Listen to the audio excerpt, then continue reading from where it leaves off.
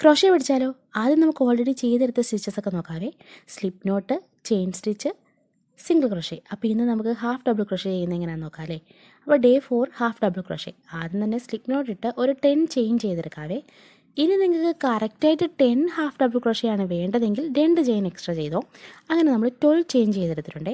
ഇപ്പോൾ നിങ്ങൾ ഈ ചെയ്ത 2 ചെയിൻ നമ്മൾ സ്കിപ്പ് ചെയ്ത് മൂന്നാമത്തെ ചെയിനിലായിരിക്കും ഹാഫ് ഡബിൾ ക്രോഷ്യ ചെയ്യാനായിട്ട് സ്റ്റാർട്ട് ചെയ്യുന്നത്. ഒന്ന് യാൺ ഓവർ ചെയ്യണം. ഇനി മൂന്നാമത്തെ ചെയിനിൽ കൂടെ ഹുക്ക് ഇൻസേർട്ട് ചെയ്ത് വർക്കിംഗ് യാണിനെ പുള്ള് ചെയ്ത് ചെയിൻ്റെ പുറത്തോട്ട് എടുക്കാം. അപ്പോൾ 3 ലൂപ്പ് കിട്ടും നമുക്ക് ഹുക്കിൽ.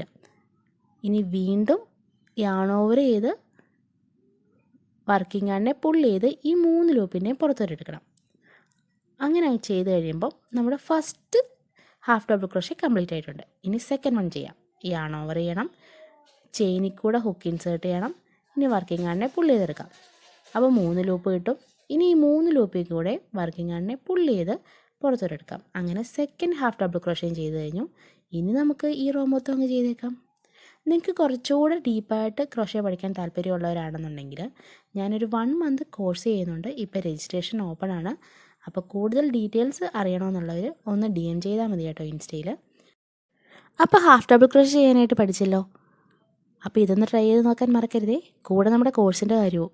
അപ്പോൾ ടാറ്റാ ബേബി, അടുത്തൊരു വീഡിയോ ആയിട്ട് വീണ്ടും കാണാം.